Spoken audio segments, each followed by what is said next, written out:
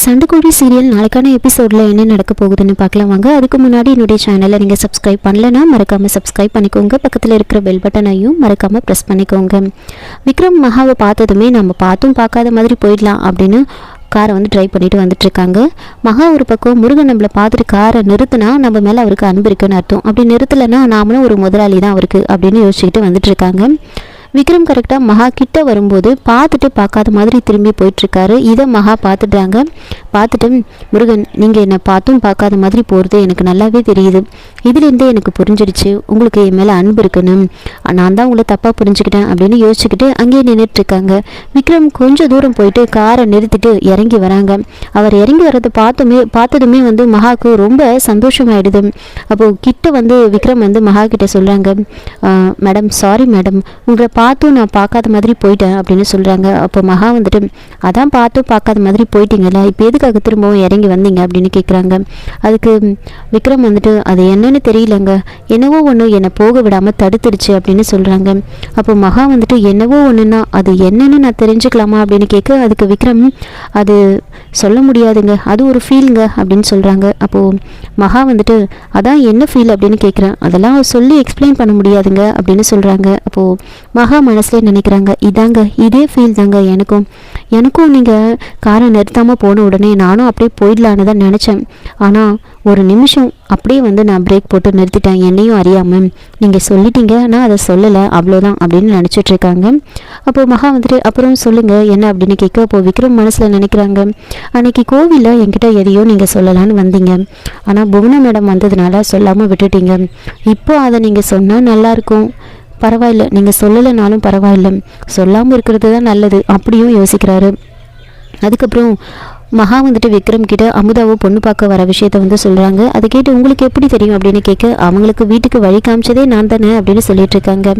அப்போது மகா வந்துட்டு, சரிங்க எனக்கு டைம் ஆகிடுச்சு, நான் கிளம்புறேன், அண்ணன் வர தேடிட்டு இருப்பாங்க அப்படின்னு சொல்கிறாங்க. அப்போது விக்ரம் வந்துட்டு, சரிங்க நீங்கள் கிளம்புங்க, உங்களை எதிர்பார்த்துட்ருக்காங்க அப்படின்னு சொல்கிறாங்க.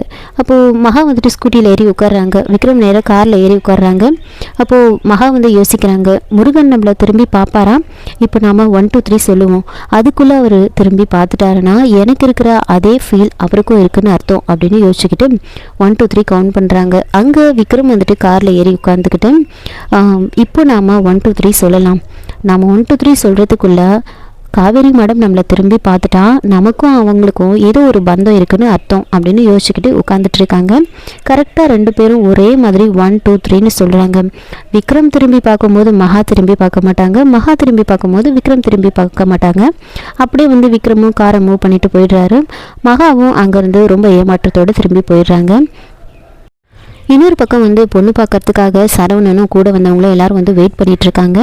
வேணி ஒரு பக்கம் டென்ஷனாக இருப்பாங்க. அமுதா கிட்ட போயிட்டு சீக்கிரம் ரெடியாக சொல்கிறாங்க, உங்கள் அண்ணனை வர சொன்னேன், இதோ வரேன் அதோ வரேன்னு சொல்கிறானே தவிர இன்னும் வரல, முதல்ல உனக்கு ஃபோனை போட்டு கேளு அப்படின்னு சொல்கிறாங்க. அப்போ அமுதா வந்துட்டு, அம்மா நீ ஏமா டென்ஷன் ஆகுற, அவங்க நம்மக்கிட்ட சொல்லாமல் வந்துட்டாங்க, அதுக்கு நம்ம என்ன பண்ண முடியும் சொல்லு, அண்ணன் அதெல்லாம் கரெக்டாக வந்துடுவார் அப்படின்னு சொல்லிட்டு இருக்காங்க.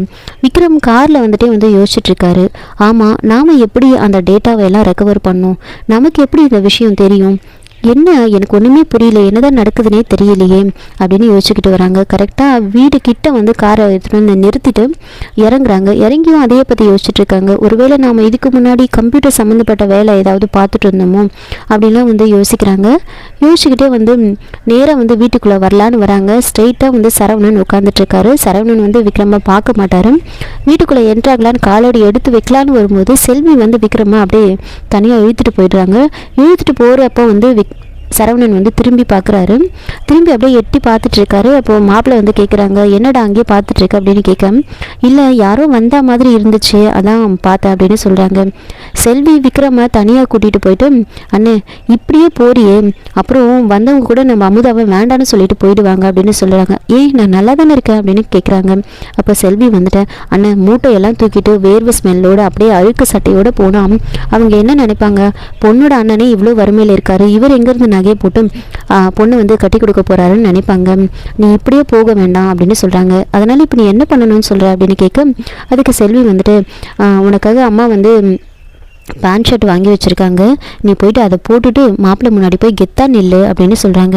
அப்போது விக்ரம் வந்துட்டு ஐய பேண்ட் ஷர்ட்டா, எனக்கு அதெல்லாம் வேண்டாம்ப்பா அப்படின்னு சொல்ல, அதுக்கு செல்வி வந்துட்டு அண்ணன் சொன்னால் கேளு அண்ணன், நீ போட்டுட்டு கெத்தா போய் நில்லு அப்படின்னு சொல்ல, அப்போது விக்ரம் வந்துட்டு சரி நான் போகிறேன் அப்படின்னு முன் வாசல் வழியாகவே போகலான்னு போகிறாரு. அப்போ செல்வி வந்துட்டு அண்ணன் நீ முன் வாசல் வழியாக போக வேண்டாம், நீ பின் வாசல் வழியாக போயிட்டு அம்மா எடுத்து வச்சு அந்த ட்ரெஸ்ஸை போட்டுட்டு அதுக்கப்புறமா வந்து நில்லு அப்படின்னு சொல்கிறாங்க. அதனால் விக்ரம் வந்து பின்னாடி பக்கமாக போகிறாங்க.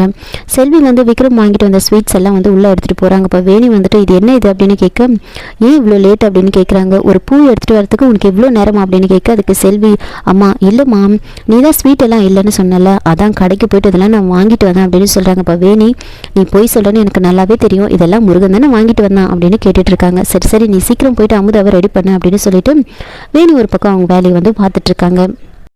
மகா வந்து வீட்டுக்கு போகிறாங்க. எல்லாரும் ரொம்ப டென்ஷனாக இருப்பாங்க. அண்ணி எதுக்காக என்ன சீக்கிரமாக வர சொன்னீங்க, என்ன ஆச்சு அப்படின்னு கேட்குறாங்க. அப்போது சிவா வந்துட்டு ஆமாம் காவேரி நீ எங்கே போயிருந்த, போயிட்டு இப்போ வரேன்னு சொன்னேன், இவ்வளோ நேரம் கழிச்சு வரேன், போனால் வரணும்னு தெரியாது அவனுக்கு, எப்போ பாரு போர் அடிக்குதுன்னு ஊரை சுற்ற கிளம்பிடுற நீ அப்படின்னு ரொம்ப கோவப்பட்டு பேசுகிறாங்க. அப்போது ஈஸ்வரன் வந்துட்டு காவேரிமா என் மேலே தான் தப்பு அப்படின்னு சொல்கிறாங்க. அப்போது மகா வந்துட்டு யார் மேலேயும் தப்பு கிடையாது, சிவானா தான் சும்மா எப்போ பாரு கோவப்பட்டுக்கிட்டே இருக்காரு அப்படின்னு சொல்கிறாங்க. அப்போது ஈஸ்வரன் வந்துட்டு இல்லைம்மா என் மேலே தான் தப்பு அப்படின்னு சொல்கிறாங்க. அண்ணி என்னதான் நடந்துச்சு சொல்லுங்க அப்படின்னு சொல்ல, அப்போ ஈஸ்வரன் வந்துட்டு சொல்கிறாங்க உன்னை பொண்ணு பார்க்கறதுக்காக நான் மாப்பிள்ளையை வந்து வர சொல்லியிருந்தேன், அக்கௌண்ட்ஸ் பார்க்குற மாதிரி வர சொல்லியிருந்தேம்மா அப்படின்னு சொல்கிறாங்க. அதுதான் தப்பாக போச்சு அப்படின்னு சொல்ல, அப்போது மகா வந்துட்டு என்ன கேட்காம எதுக்காக நீங்கள் பொண்ணு பார்க்க வர சொன்னீங்க அப்படின்னு கோவப்படுறாங்க. அப்போ ஈஸ்வரன் வந்துட்டு தப்பு பண்ணிட்டோமா, அதான் நான் தப்பு பண்ணிட்டேன், உங்ககிட்ட ஒரு வார்த்தை கேட்டுட்டு நான் வர சொல்லியிருக்கணும் அப்படின்னு சொல்கிறாங்க.